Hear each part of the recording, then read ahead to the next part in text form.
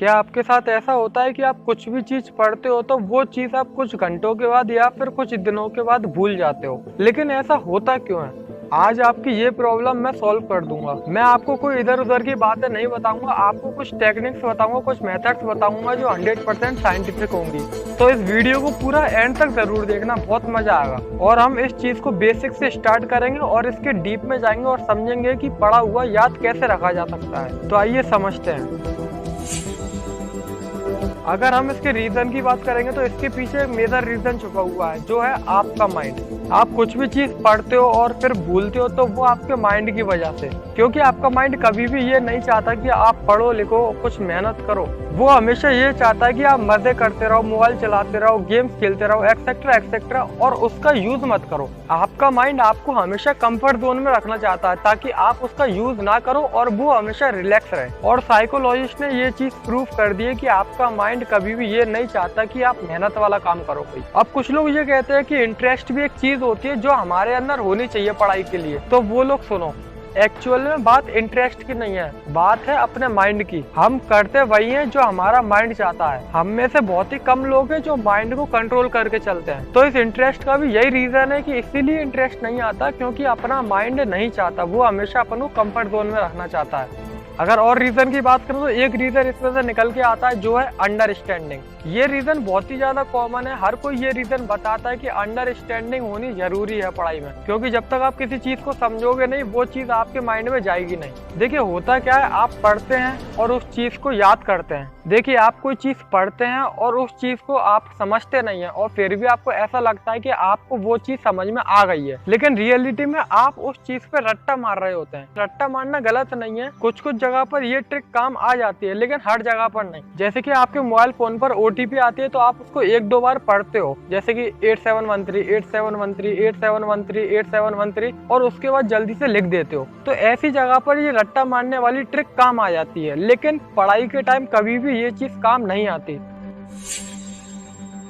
मैं आपको अभी कुछ मेथड्स बताऊंगा जो 100% साइंटिफिक है और ये जरूर काम करते हैं। तो एक बार इन मेथड्स को यूज जरूर करना।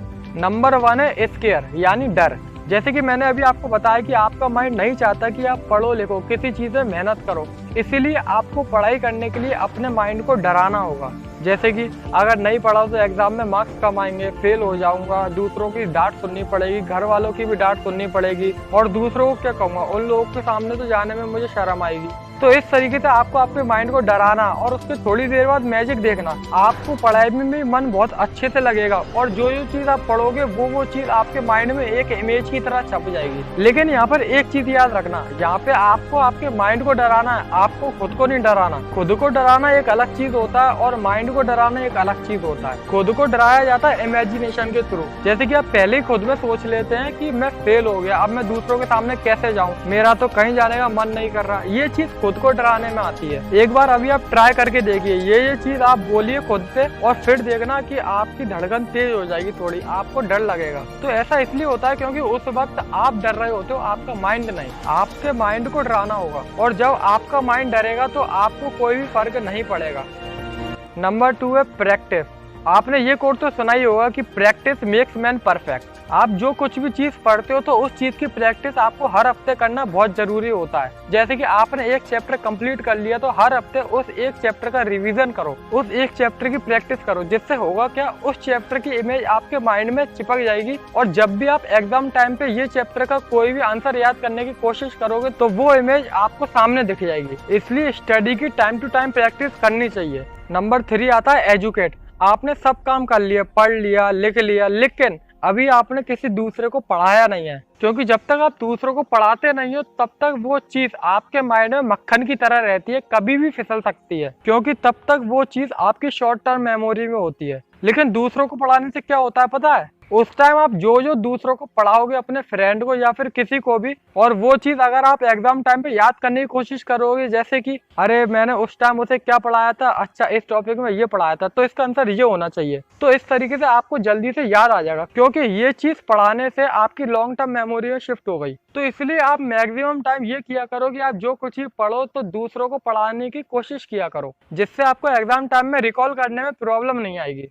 तो दोस्तों एक बार जल्दी से इस वीडियो को समराइज कर लेते हैं। इस वीडियो में हमने देखा कि कैसे पढ़ा हुआ लंबे टाइम तक याद रखा जा सकता है। सबसे पहले हमने इसके कुछ रीजन समझे कि किन किन वजहों से हम पढ़ा हुआ भूल जाते हैं और एग्जाम टाइम तक हमें याद नहीं रहता। और उसके बाद हमने इस चीज का सॉल्यूशन देखा जिसमें हमने 3 साइंटिफिक मेथड देखे, जिसमें से फर्स्ट थी स्केयर, कि कैसे हम अपने माइंड को डराकर पढ़ा सकते हैं और पढ़ाई में कॉन्सेंट्रेट करवा सकते हैं। नंबर 2 हमने देखी प्रैक्टिस। कुछ भी चीज पढ़ने के बाद टाइम टू टाइम उसकी प्रैक्टिस करना बहुत जरूरी होता है, जिससे क्या होता है कि इस चीज की इमेज आपके माइंड में सेट हो जाती है और एग्जाम टाइम में आपको प्रॉब्लम नहीं आती। नंबर 3 हमने देखा एजुकेट। इसमें हमने देखा था कि कैसे हम दूसरों को पढ़ाकर अपनी पढ़ाई को अपनी शॉर्ट टर्म मेमोरी से लॉन्ग टर्म मेमोरी में शिफ्ट करवा सकते हैं।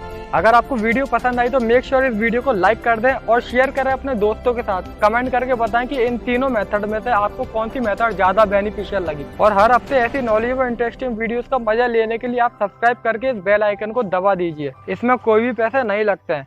अगर अभी तक आपने हमें इंस्टाग्राम पर फॉलो नहीं किया है तो लिंक डिस्क्रिप्शन में दी हुई है, आप जल्दी से जाके हमें फॉलो कर लीजिए, क्योंकि उसमें भी हम नई नई नॉलेजेबल चीजें पोस्ट करते रहते हैं। जय हिंद, जय भारत।